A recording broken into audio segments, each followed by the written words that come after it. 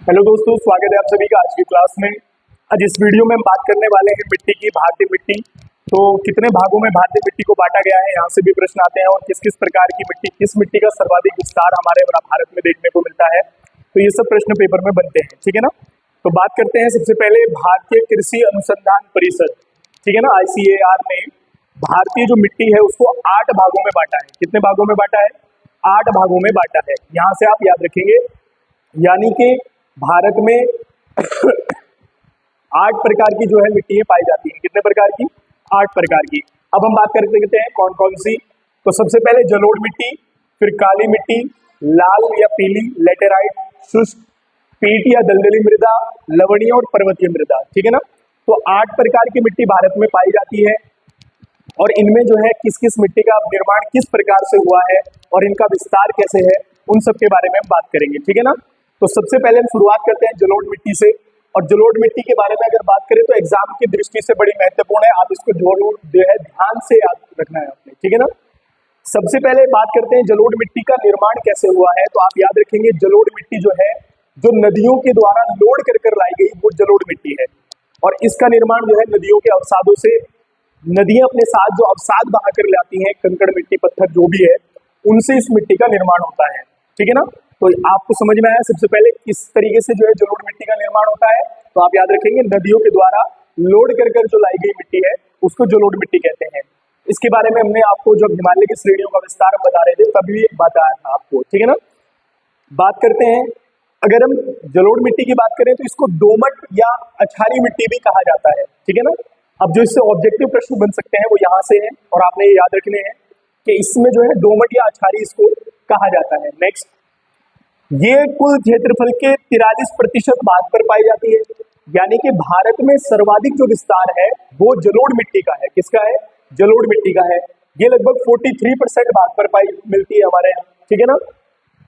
सर्वाधिक उपजाऊ मृदा है ये, आप यहाँ से याद रखेंगे, जलोढ़ मिट्टी को उर्वरक जो खाद होते हैं, फर्टिलाइजर होते हैं, उनकी आवश्यकता कम पड़ती है, इसीलिए इसको जो है सर्वाधिक उपजाऊ मिट्टी माना जाता है, ठीक है ना। उसके बाद इसका विस्तार जो है वो तटीय मैदानों में है, क्योंकि मैंने इसलिए बताया आपको क्योंकि जो है नदियां अपने साथ जो अवसाद बहा कर ला रही है उसी से निर्माण हो रहा है जलोढ़ मिट्टी का, ठीक है ना। इसमें हमें पोटास, चूना, फास्फोरस, इन सब की मात्रा इसके अंतर्गत होती है।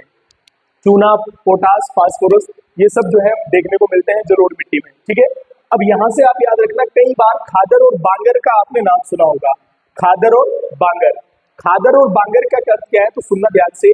जो नई जलोढ़ मिट्टी है उसको कहा जाता है खादर, और जो पुरानी जलोढ़ मिट्टी है उसको कहा जाता है बांगर, ठीक है ना। मैंने आपसे कहा था नदियों का पानी जहां पर हर वर्ष पहुंच पाता है, बाढ़ का पानी या नदी का पानी, तो उस वहां पर मिट्टी का निर्माण, नई जलोढ़ मिट्टी आ जाती है हर बार, तो वो सबसे ज्यादा उपजाऊ होती है खादर मिट्टी, ठीक है ना। और जहां पर हर साल पानी नहीं पहुंच पाता वो बांगर है, यानी कि दूर है थोड़ा उससे, ये आप समझेंगे ध्यान से, ठीक है ना। तो सबसे पहले आपने प्रश्न यहाँ से देखना है, जलोढ़ मिट्टी की बात करें, दोमट या अछारी भी इसको बोलते हैं, 43% भाग पर पाई जाती है। और तटीय मैदानों में आपने पंजाब और गंगा का मैदान मैंने आपको पढ़ाया था, तो इसमें सब में जो विस्तार है वो जलोढ़ मिट्टी का विस्तार है, ठीक है ना। आगे बढ़ते हैं, अब हम बात करते हैं काली मिट्टी की, यानी कि काली मृदा की, ये आप यहाँ से ध्यान रखेंगे। सबसे पहले काली मिट्टी से आप याद रखना है कि काली मिट्टी कुछ अपने नाम विशेष से भी जो है प्रयोग में, मतलब इसको एग्जाम में पूछा जाता है। जैसे आप याद रखेंगे, रैगूर मिट्टी कहें तो ये भी काली मिट्टी को कहा जाता है, रैगूर नाम। काली कपास कहें, ये भी काली मिट्टी का नाम है। या फिर इसको तीसरा नाम याद रखेंगे आप, लावा मिट्टी कहें, लावा मृदा कहें, तो ये भी जो है काली मिट्टी को ही या काली मृदा को ही कहा जाता है, ठीक है ना, ध्यान रखेंगे यहाँ से। उसके बाद अगर हम इसके निर्माण की बात करें, काली मिट्टी का निर्माण कैसे होता है, तो आप यहाँ से याद रखेंगे, काली मिट्टी का जो निर्माण होता है वो ज्वालामुखी के विस्फोट से होता है। यानी जब ज्वालामुखी का उद्गार होता है और लावा आता है, उस लावा जब वो सूख जाता है, ठंडा हो जाता है, तो उसके टूटने और फूटने से जो है काली मिट्टी का निर्माण होता है। इसी कारण से इसको काली मिट्टी कहते हैं, ठीक है ना। आगे बढ़ते हैं, अगर हम बात करें काली मिट्टी का सर्वाधिक विस्तार हमें कहां पर देखने को मिलता है, तो आप याद रखेंगे महाराष्ट्र में जो है इसका हमें सर्वाधिक विस्तार देखने को मिलता है। किसका? काली मिट्टी का। आगे बढ़ते हैं, इसमें पानी सोखने की क्षमता अधिक होती है। काली मिट्टी में पानी सोखने की क्षमता अधिक होती है। जैसे हमने बात की थी जलोढ़ मिट्टी में खाद की आवश्यकता कम होती है, तो इसको जो है ज्यादा उपजाऊ माना जाता है। और इस मिट्टी में पानी सोखने की क्षमता ज्यादा होती है, जिस कारण इसको जो है स्वतः जुताई वाली मृदा भी कहते हैं। देखो यहाँ से ये भी नाम इसका प्रसिद्ध है, रेगूर, काली कपास, लावा या स्वतः जुताई वाली जो मिट्टी है, काली कपास वाली मिट्टी, तो ये सब काली मिट्टी के नाम है, ठीक है ना। उसके बाद एक वैसे तो नहीं प्रश्न पूछता, लेकिन अगर हम बात करें इसके काले रंग का जो कारण है, वो टिटेनोफेरस मैग्नेसाइट की उपस्थिति के कारण इस मिट्टी का जो है रंग जो है हमें काला जो है दिखाई देता है, ठीक है ना। तो दोस्तों यहाँ से आपने समझा, अभी तक हमने दो मिट्टियों की बात की, सिंगल लाइन प्रश्न यहाँ से बनते हैं, जलोढ़ मिट्टी के बारे में, सर्वाधिक विस्तार के बारे में, उसके बाद काली मिट्टी, इसका सर्वाधिक विस्तार हमें कहाँ पर देखने को मिलता है, ठीक है ना।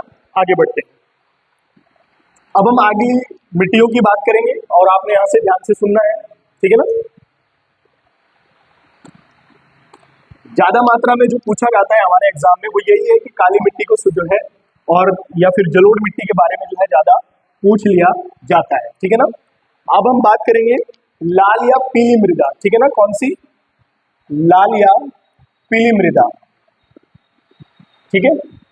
इसके बारे में अगर हम बात करें लाल या पीली मृदा के बारे में, तो इसका जो निर्माण हुआ है, सबसे पहले आप इसके निर्माण की बात को ध्यान में रखेंगे कि इसका निर्माण कैसे हुआ है, लाल या पीली मृदा का, ठीक है ना।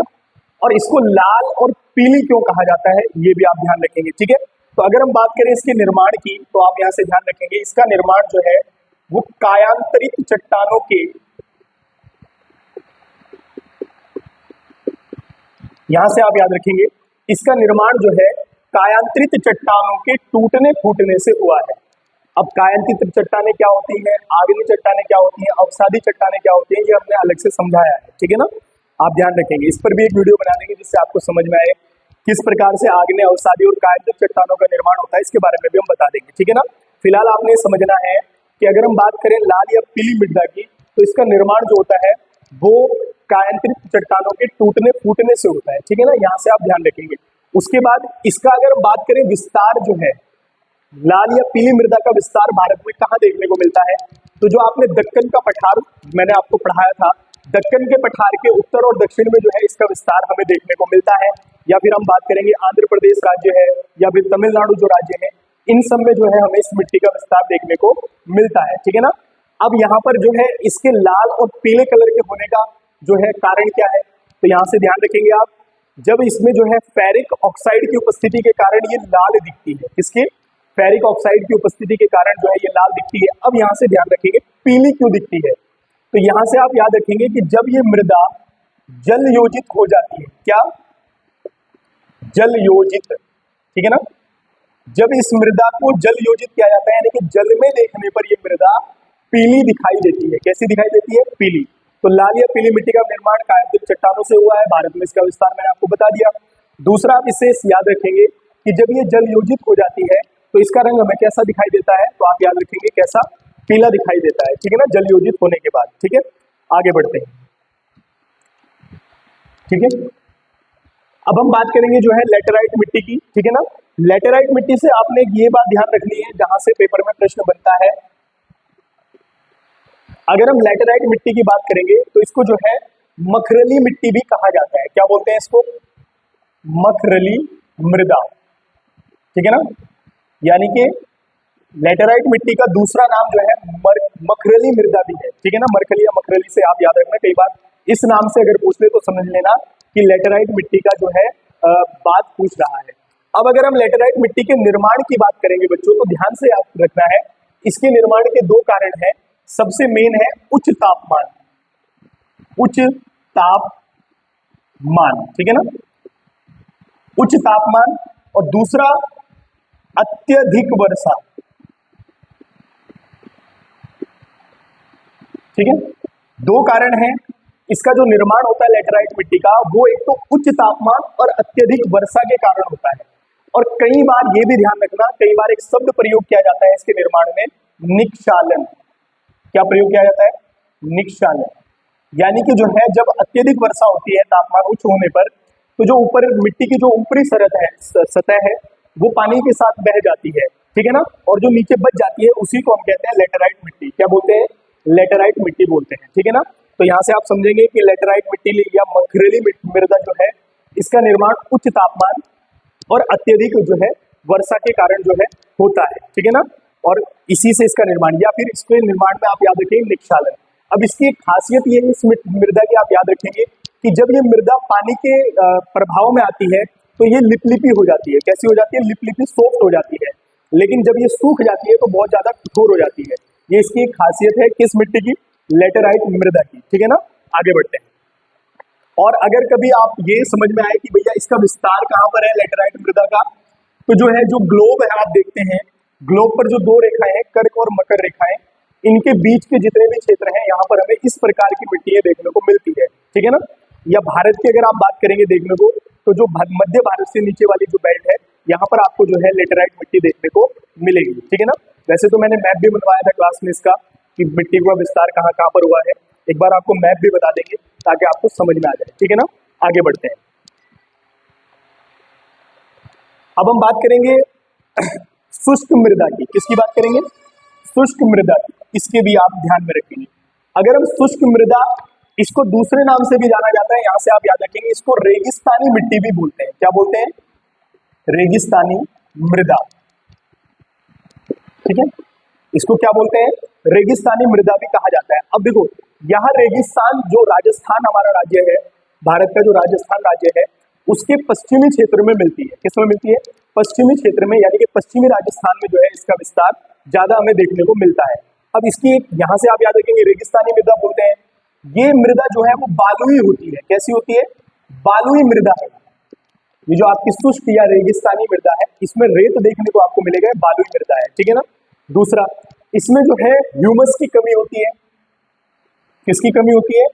ह्यूमस की कमी होती है। अब देखो ह्यूमस, मैंने अभी आपको जब मिट्टी के बारे में मैं आपको बता रहा था कि मिट्टी क्या है, तो तब मैंने आपसे कहा था कि ह्यूमस जो है गाढ़े भूरे रंग का एक ऑर्गेनिक मटेरियल है, एक कार्बनिक पदार्थ है जो मिट्टी में जो है नमी की मात्रा को बनाए रखता है। लेकिन इसकी इसमें जो है कमी मिलती है, जिस कारण ये मिट्टी रेगिस्तानी या शुष्क मिट्टी जो है कहलाती है। ये आप यहाँ से ध्यान रखेंगे, ठीक है ना। आगे बढ़ते हैं। मैंने आपसे कहा है कि दो ही मिट्टी जो है ज्यादा, जिनके बारे में कई बार पूछ लिया जाता है, तो वो हमारे याद रखेंगे आप, जलोढ़ मिट्टी है और काली मिट्टी है, ठीक है ना। उसके बाद मैंने आपको लाल पीली बताया किस प्रकार से इसका जो है निर्माण कायरतित चट्टानों से हुआ।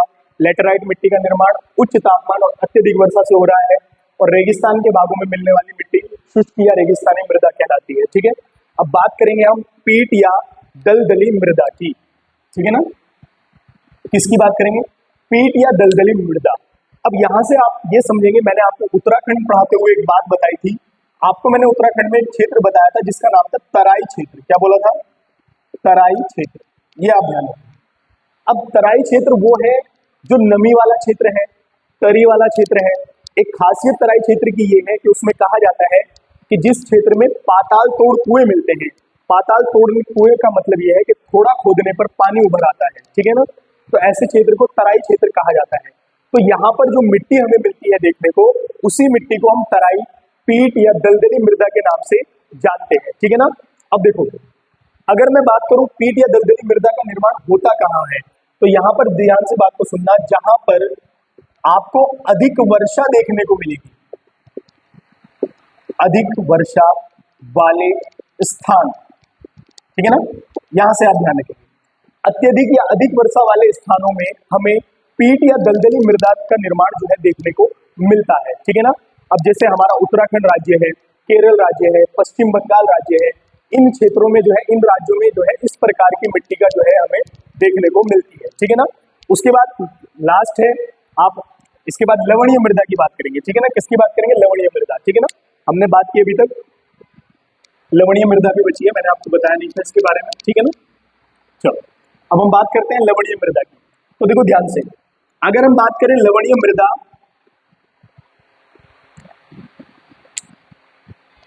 लवणीय मृदा का निर्माण जो है कैसे हुआ है, तो यह आप ध्यान से यहां से ध्यान रखेंगे। लवणीय मृदा अलग से कोई मिट्टी नहीं है जिसका निर्माण हो रहा है। जिस मिट्टी में नमक की मात्रा अधिक मिलती है उस मिट्टी को जो है लवणीय मृदा कहा जाता है, ठीक है ना। यहां से ध्यान रखेंगे, यानी कि अगर हम बात करें लवणीय मृदा की, तो इसमें जो है क्या होता है, नमक की मात्रा मिलती है, जिस कारण से इस मिट्टी को हम क्या कह देते हैं? लवणीय मृदा कह देते हैं। अब ये हमें कहाँ मिलती है?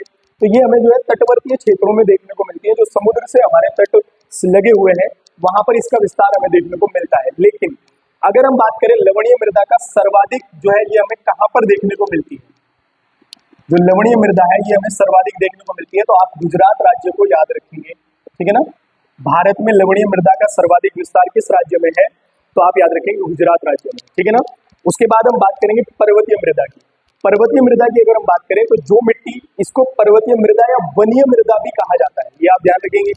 वनीय मृदा या पर्वतीय मृदा मिट्टी, तो ये एक ही बात है। ये उन क्षेत्रों में पाई जाती है, यानी कि हिमालय के जो क्षेत्र हैं, जो राज्य हिमालय राज्य के अंतर्गत आते हैं या जो क्षेत्र हिमालय के अंतर्गत आते हैं, वहां पर जो है इस प्रकार की मिट्टी का जो है हमें देखने को निर्माण देखने को मिलता है, ठीक है ना।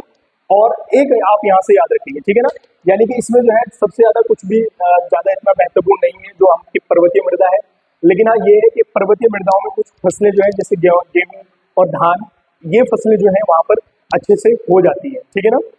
अब देखो ध्यान से, एक आपने यहां से याद रखना है मृदा का पीएच मान, ठीक है ना, ये आप ध्यान रखेंगे यहां से। अगर हम बात करें भारत में मृदा का पीएच होता है, तो ये आप याद रखेंगे सामान्यतः मिट्टी का जो पीएच, सामान्यतः मृदा का जो पीएच मान है वो 6 से 7 होता है। कितना होता है? 6 से 7 होता है, ठीक है ना। आपको पीएच स्केल के बारे में मैंने आपको बताया था, 1 से 7 नंबर है अम्लीय, 7 से 14 तक क्षारीय होते हैं, ठीक है ना। 7 पर उदासीन होता है, कई चीजों का जो है पीएच मान वो पूछ लेता है। तो यानी कि मृदा का अगर हम पीएच मान की बात करें तो 6 से 7 होता है, लेकिन अगर बच्चों यहाँ पर ये आ जाता है पर्वतीय मृदा का पीएच मान, ठीक है ना। अगर हम पर्वतीय मृदा के पीएच मान की बात करेंगे तो आपने ध्यान रखना है 5.5 से 6.5, ठीक है ना। तो सामान्य मिट्टी का पीएच मान 6 से 7 होता है और पर्वतीय मृदा का पीएच मान जो है वो 5.5 से 6.5 होता है, ठीक है ना। तो यहाँ से आप ध्यान रखेंगे। इस प्रकार से मिट्टियों का जो है हमने विस्तार बताया आपको। और एक ये आप यहाँ से याद रखिए कि जैसे जलोढ़ मिट्टी है, इसके बारे में एग्जाम में पूछ लेता है। आपकी काली मिट्टी है, निर्माण कैसे हुआ, इन सब के बारे में पूछ लेता है, ठीक है ना। तो ऑलमोस्ट मिट्टी जो है समाप्त हो चुकी है। इससे संबंधित जो प्रश्न थे उनके लिए मैंने एक यूनिट टेस्ट बनाया था। अगर आप लोग भी इस यूनिट टेस्ट से जुड़ना चाहते हैं तो हमें जो है मैं डिस्क्रिप्शन में जो है नंबर डाल दूंगा, उस पर हम व्हाट्सएप पर भी आपको जो है इसमें सेंड कर सकते हैं। हमने जो है मंथ में 3 यूनिट टेस्ट दिए हैं जो किसी अलग अलग टॉपिक्स पर होंगे, तो उनसे संबंधित जो है हम पेपर बनाते हैं जो 50 नंबर के आसपास तक होता है, तो उसमें एक टॉपिक को क्लियर किया जाता है, ठीक है ना। तो मिलते हैं नेक्स्ट वीडियो में भारत में वनस्पति और वनों को लेकर, तब तक के लिए धन्यवाद।